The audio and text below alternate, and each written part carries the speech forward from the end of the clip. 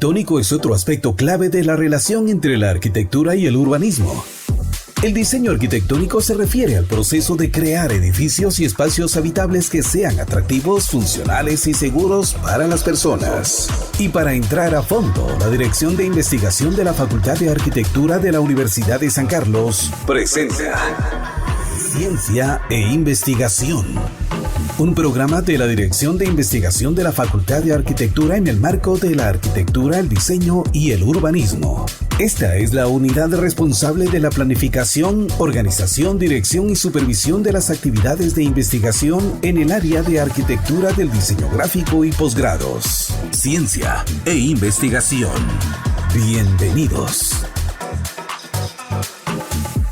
Bienvenido al programa Ciencia e Investigación, en el marco de la arquitectura, el diseño y el urbanismo. En breve iniciamos con nuestra entrevista. Bienvenidos al programa de Ciencia e Investigación. Este día tendremos con nosotros la cordial presencia del ingeniero Luis Fernando Díaz Estrada. Él es profesional de la ingeniería que ejerce desde el año de 1996, egresado de la Universidad de San Carlos de Guatemala. Tiene amplia experiencia en proyectos de ingeniería a nivel de supervisión gerencial, orientado a resultados y a la determinación del alcance de objetivos. Más de 25 años de experiencia en áreas como el diseño mecánico para ingenieros azucareros, mantenimiento de maquinaria, presidente de proyectos de ingeniería, presupuestos de proyectos mecánicos para contratistas, gerencia de proyectos, supervisión de ingeniería, contratistas independientes, docencia universitaria. Además, tiene estudios de especialización con la maestría de formulación y evaluación de proyectos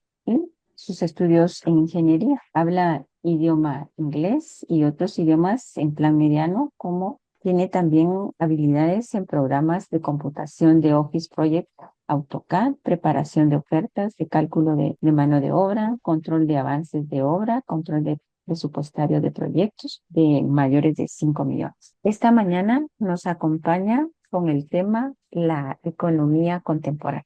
Muy buenos días, ingeniero Díaz Estrada. Muy buenos días, doctora Ruiz. Muchísimas gracias por la oportunidad de poder compartir un poco con ustedes. El día de hoy, ingeniero, nos gustaría, como el tema habla sobre la economía contemporánea, nos gustaría saber cómo prepara o cómo enseña usted sus clases de economía. Muy bien, muchas gracias. La verdad es que el tema de la economía es tan amplio que depende del punto de vista de cada docente, cómo lo imparte. Desde mi perspectiva, la economía la trato de enseñar al estudiante haciéndole un énfasis en cómo la economía se comporta a nivel global, porque si nosotros enseñamos la economía nacional, cómo se practica, es probable que estaríamos cometiendo el mismo error. Y la idea es que el estudiante innove, que el estudiante tenga otras perspectivas. Pero si no salimos de nuestro entorno, difícilmente pueda tener él un criterio mucho más amplio. Es por ello que yo lo que hago y lo que insisto es en visualizar qué pasa fuera de nuestro entorno, no solo quedarnos aislados. Es decir, la economía interactúa con la política, con la geopolítica, con muchas variables, y es por eso que es importante el ver cómo otros países desarrollados trabajan su política económica, y de qué maneras ellos pueden y resuelven sus problemas. Obviamente, no son cuestiones acertadas, simplemente son cuestiones de intereses los que se manejan actualmente. Y entonces esa es la necesidad de poder indagar qué es lo que hacen en otros entornos para que nosotros lo podamos trasladar a nuestro país. Muy bien, ingeniero. Algo que se me olvidaba comentarles a la audiencia de Radio Universidad es que el ingeniero es docente del Centro Universitario de Zacatepeques, impartiendo los cursos de economía dentro de la carrera de Ciencias Jurídicas y Sociales. Ingeniero, ¿cómo compara usted la economía guatemalteca con otras economías? Bien, como anteriormente hablaba sobre la necesidad de salir, ver qué es lo que se hace afuera. Hoy en día nos damos cuenta de muchas cosas que están pasando. Hoy todo es guerra. Hoy todo el mundo pelea. Estados Unidos hace una guerra comercial con China. Estados Unidos viene y hace una guerra comercial con Rusia. Rusia hace una guerra con Ucrania. Entonces, lo que nos damos cuenta básicamente son que hay intereses de dominación, pero esos intereses de dominación no solo es poder, es economía. Nos damos cuenta de que siempre hay intereses de petróleo, de gas, de energía, que es lo que carece y adolece el ser humano. En economía, todo lo que es riqueza, todo lo que es administración de la riqueza, es muy apetecible en estos días, cuando la población mundial ha crecido a niveles realmente estratosféricos y hay que alimentar a esa gente. Entonces, todos los países, ahorita lo que se está jugando básicamente es el cambio de imperio. Cuando estuvo el imperio romano, estuvo más de 1000 años y decayó, siempre tuvo un sucesor. Ahorita no es la diferencia, claro. Ahorita el sucesor, pues es escasamente, tiene un poquito más de 200 años, pero es la caída de un imperio. Entonces, tras eso, siempre hay luchas de poder, de contrapoder, a lo que llaman algunos un mundo multipolar. Entonces, el comparar a estas economías es importante para ver qué errores han cometido y qué aciertos tienen para encaminarnos por donde nosotros podamos tener nuestras mejores perspectivas como nación. Bien, muchas gracias, ingeniero. También nos interesaría saber, y así, en términos generales, ¿considera usted con buena salud la economía guatemalteca? Mire, nuestros políticos nos dicen que estamos extremadamente bien, que nuestro nivel de endeudamiento es el 31% de lo que recomienda el Fondo Monetario Internacional y que el tipo de cambio permanece estable, un montón de alaracas que al final lo único que hacen es desvirtuar la verdad y la realidad de las cosas. Entonces, ¿cómo podemos hacer para ver si la economía es sana o no? Por ejemplo, eso es mentira que estemos endeudados solo al 31%. El Fondo Monetario Internacional, que es el banco que promueve y que da los financiamientos a países, recomienda que más allá del 70% del endeudamiento es lascivo para una economía, es decir, ya casi es impagable su deuda. Entonces nosotros decimos que es el 31%, pero no consideramos la deuda que el país tiene con el Banco de Guatemala y también con el IX. Si sumamos esas dos deudas, más o menos andamos por 70-75% del nivel de endeudamiento. O sea que sí, andamos al límite.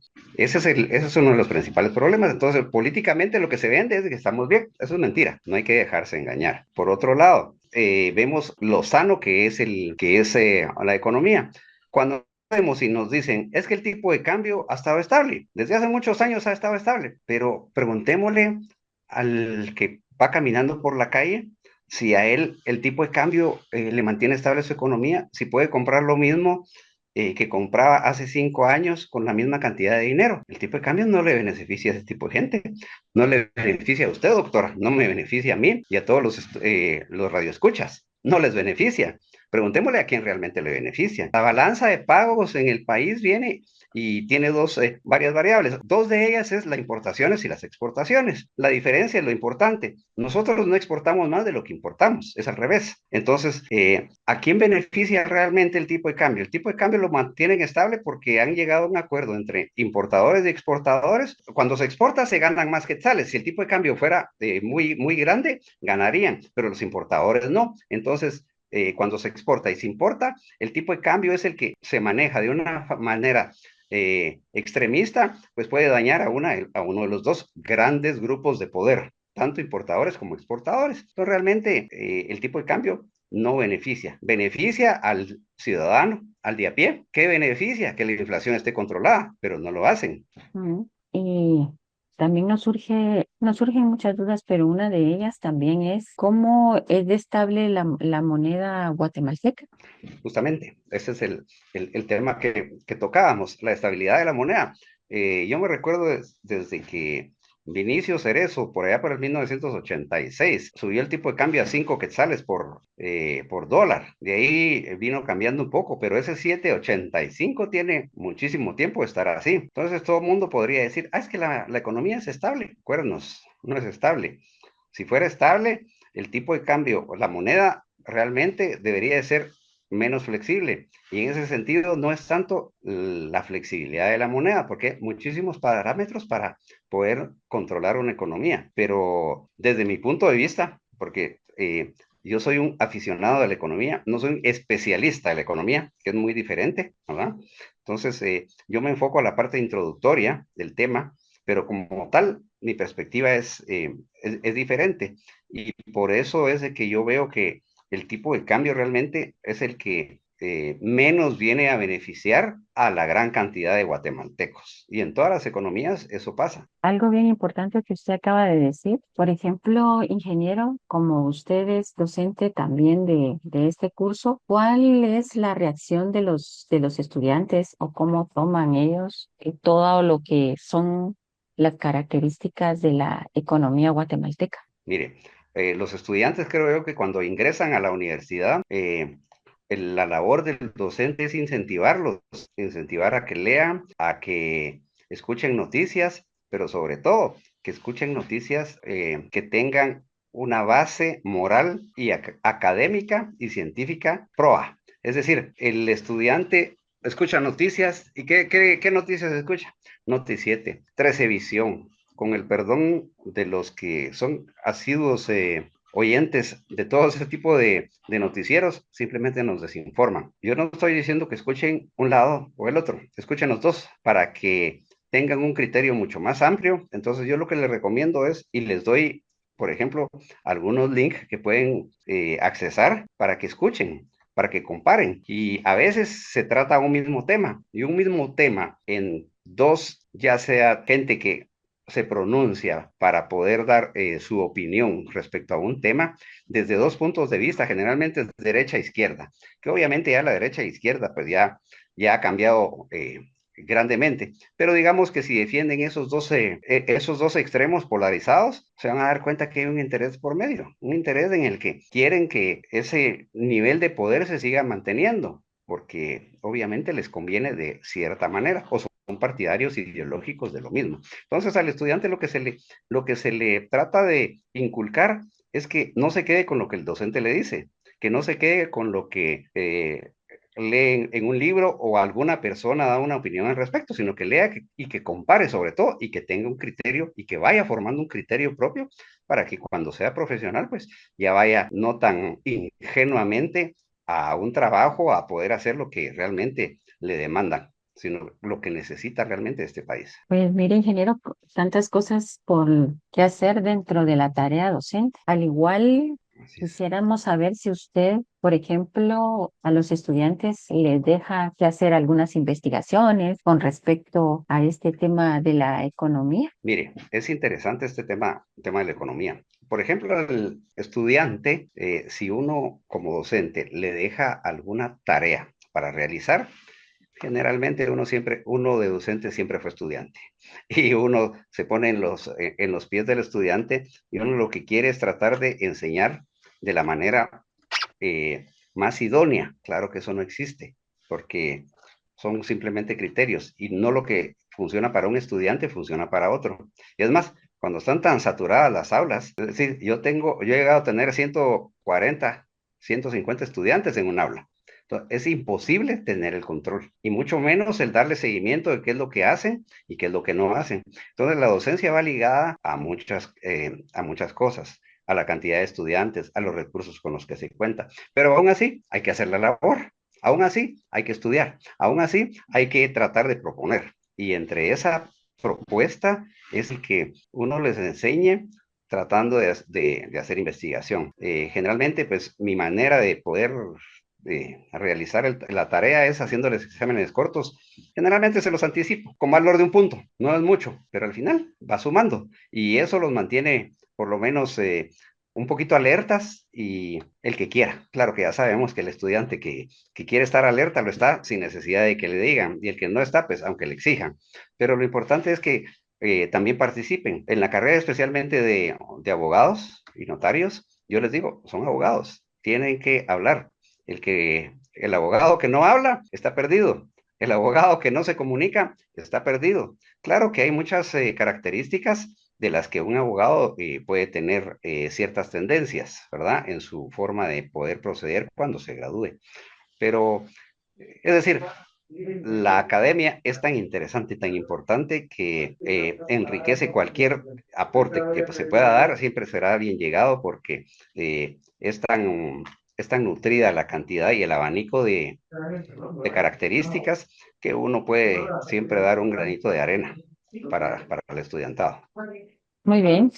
La economía pues nos lleva a pensar en muchas cosas, así como lo que usted hablaba en su proceso de enseñanza con los estudiantes y en la carrera tan específica como es la carrera de Ciencias Jurídicas y Sociales. Pero también nos interesa dentro de esto, ¿qué efecto tiene la inflación? Mire, yo creo que es el efecto más devastador en todas las sociedades. Yo le llamo el flagelo de la sociedad. Y realmente es lo que impotentemente mira cada ciudadano, cómo sus mandatarios toman decisiones tan erráticas que se da cuenta uno a la hora de comprar cualquier mercancía, cualquier producto. Si usted, doctora, va al mercado a comprar verduras, frutas, cualquier producto, usted se da cuenta de que no puede comprar lo mismo el día de hoy, 18 de marzo, a lo que pudo haber comprado hace 2 años, antes de la pandemia. La pandemia pues fue un caso aislado. Realmente fue un caso diferente donde obviamente hubo una inflación terrible, una recesión, es decir, fue totalmente diferente, pero dejemos ese tema. El tema realmente es qué es el poder adquisitivo, cuánto dinero usted tiene en su bolsa y de ese dinero, ¿cuánto puede comprar en el mercado? ¿Cuánto puede comprar de mercancías que necesita usted en la canasta básica o simplemente aspectos suntuosos que usted necesite para vivir, que le hacen tener una vida cómoda? Entonces la inflación realmente es un flagelo terrible porque cada vez se gasta más y se gana menos. Hay muchas empresas que realmente son consecuentes y que tratan de darle un aumento programado a sus trabajadores, tal vez anualmente, cada 2 años, cada 3 años, dependiendo, ¿verdad? Pero realmente eso no se compara con el nivel inflacionario. El nivel del gobierno realmente debería de realizar una conciencia de cómo la economía está, cuánto de inflación ha subido para paliar ese déficit en el ingreso del guatemalteco para que pueda tener las mismas capacidades y el mismo nivel de vida. Mire qué interesante. Ahora podría usted comentarnos, ingeniero, qué efecto tiene la contraparte de la inflación, que es la deflación. Mire, si bien es cierto, la inflación nos pega a los de a pie, a todos los guatemaltecos, la deflación pues es el efecto contrario. ¿Y qué pasa? Si nosotros vendemos un producto a 100 quetzales, pero hay una deflación, eso es pérdida de valor del producto.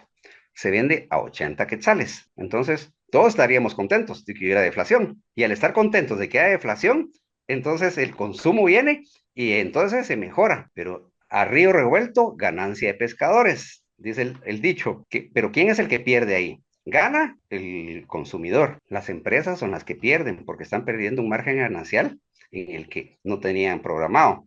Y esa deflación, imagínense que llegue a hacer una deflación tan alta, al empresario no le conviene. Comienza a perder utilidad y resulta que llega un momento en que solo va a dirigirse a llegar a sus costos operativos. Y realmente yo tener un negocio para solo salir con mis costos no me conviene, mejor cierro. Eso es lo que la economía generalmente hace.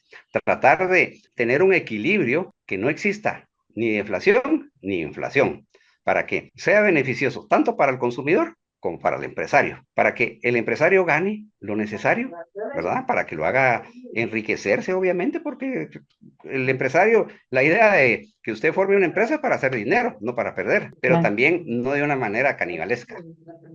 Qué importante todo esto. Retomando nuevamente con su tarea con los estudiantes, usted cuando les expone estos temas, ¿los estudiantes tienen alguna percepción, alguna reacción con respecto a estos temas de la inflación y la deflación? El estudiante generalmente es un poco pasivo al inicio, pero en la medida de que el docente pues les da confianza, les da apertura, van comenzando ellos a expresar sus ideas y realmente es trasladar lo que la docencia y la carrera académica es hacia la vida del día a día, hacia lo que en la calle se vive. Entonces, yo lo que trato es de trasladar un poquito la parte conceptual hacia lo que ellos día a día viven. Por ejemplo, en la parte de economía, no solo son conceptos, pues ellos van a la calle, igual que usted, igual que yo. Todo el mundo vamos a la calle, compramos, interactuamos, intercambiamos monedas, oímos de inflación, oímos que los problemas económicos que se dan, los aranceles, cómo impactan los aranceles de Estados Unidos, cómo vienen impactando a la inflación que ha tenido Estados Unidos. Toda esa parte es la que hay que hacerle ver al estudiante qué es lo que pasa contra los conceptos que se aprenden en clase. Muy bien. Con referente al tema que usted está abordando, dice, ¿será que nos impactan otras economías al Estado guatemalteco? Definitivamente, mire, unos dicen, ¿qué quiere ser uno? Uno quiere ser cabeza de león o cola de ratón. Nosotros no llegamos ni a cola de ratón. Nuestra economía realmente es muy pequeña y cualquier cosa, nosotros importamos más de lo que exportamos. Entonces nosotros estamos sujetos a otras economías, al precio. Toda esa inflación importada que tenemos de otros países, pues siempre nos pega. Entonces hay una codependencia total de todos los productos que nosotros compramos. Nuestro mercado es limitado y en base a eso, pues deberíamos nosotros de trabajar las riquezas que el país tiene para poder paliar esa balanza de pagos entre los niveles de importación y exportación, hacer crecer nuestras exportaciones, mientras que la importación, pues sí, es necesario que importemos porque no producimos muchas cosas. Ahí es el trabajo del gobierno y del Estado de poder ser más perspicaz y poder trabajar para poder hacer un país diferente. Muy bien. Y también entrando en otros temas, ¿cómo ve casi lo que estaba mencionando, las exportaciones e importaciones en el país? Mire, sí, no tengo exacto el dato, pero básicamente, si nosotros dividimos las exportaciones dentro de las importaciones, el valor es 0.5. Quiere decir que nosotros importamos 2 veces más de lo que exportamos. Entonces, lo vamos a poner en términos coloquiales. Usted gana 10,000 quetzales al mes y resulta que sus gastos de la casa son 20,000 quetzales. ¿Cómo va a vivir usted? Usted se va a gastar esos 10,000 quetzales y le va a prestar al vecino, a su amigo, a su papá, a quien sea. Tiene que ser buena gente. Pero ese buena gente no es tan buena gente.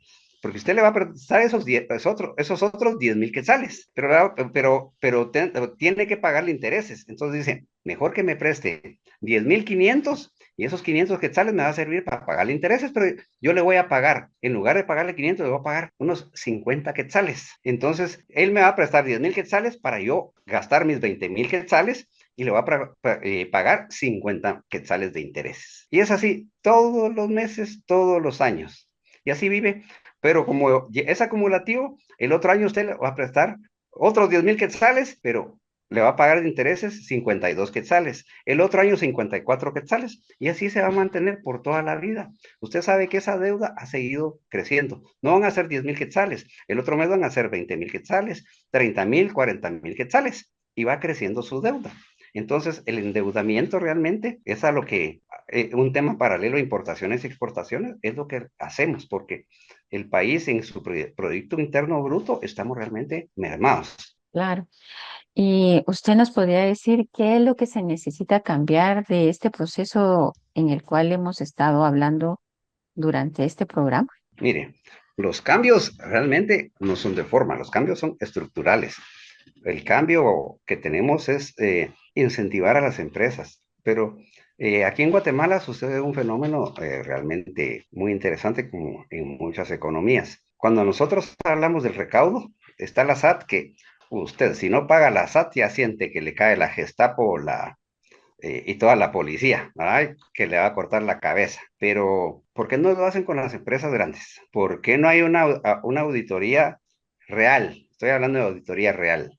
Que la labor del Estado, la Contraloría, tome su papel y que auditen a todas las empresas grandes. Pero las empresas grandes lo que andan haciendo es simplemente haciendo condonaciones de deuda, pagar impuestos, rebaja de impuestos. ¿A cambio de qué? Aquí sabemos que es el país de la eterna corrupción. Y hemos llegado a niveles tan altos de cinismo que ya hay una tarifa, una cuota para los que condonan deudas, porque hablemoslo claro, aquí no estamos hablando, aquí el sancarlista se ha caracterizado para hablar sin tapujos. Y entonces, hay una cantidad de plata por sobornos que se dan para rebajar deudas. Entonces, cuando hablamos de una imposición, deberíamos de hablar de una imposición progresiva de impuestos, que el que gana más, pague más. Pero, por ejemplo, alguien gana al mes 1,000,000 de quetzales y tiene que pagar el 10%, que son 100,000 quetzales, y dice, ¿qué diablo? Yo estoy pagando 100,000 quetzales y aquel no está pagando nada. No, yo voy a pagar menos. Entonces, usted que gana 10,000 quetzales, ¿va a pagar el 10%? tiene que pagar 1,000 quetzales. Entonces el empresario dice, yo voy a pagar 100,000 quetzales, y usted va a pagar 1,000 quetzales, babosas, hace lo que sea, y entonces él para pagando 15,000 quetzales, 20,000 quetzales. O sea, ahora es justo eso. Esa es la cuestión que hay que arreglar. Muy bien, casi ya terminando estamos el programa. Agradecemos a los radioescuchas que siempre nos acompañan y también los invitamos para que nos puedan escuchar la próxima semana. Y a usted, ingeniero, darle las gracias por compartir su tiempo en este programa de ciencia e investigación. Agradeciéndole, doctora, por este espacio, este conversatorio que tuvimos muy interesante y que obviamente mi punto de vista pues es muy particular, no es la letra muerta en la que se tiene que seguir. Y entonces muchísimas gracias a todos los radioyentes de la tricentenaria Universidad de San Carlista. Muchas gracias, Muy amable, que tengan doctora. buen día. Muchísimas Usted gracias. también, muchísimas gracias. Gracias. Te esperamos la próxima semana por el 92.1 de Radio Universidad. Hoy, en Ciencia e Investigación, entramos a fondo y dimos a conocer los principales eventos de la Dirección de Investigación de la Facultad de Arquitectura que realiza en colaboración con universidades extranjeras y departamentos de la Universidad de San Carlos que son de interés general para distintas disciplinas de profesionales. Vuelva a escucharnos el próximo jueves a las 7:30 horas por Universidad 92.1 FM, conectados con la realidad.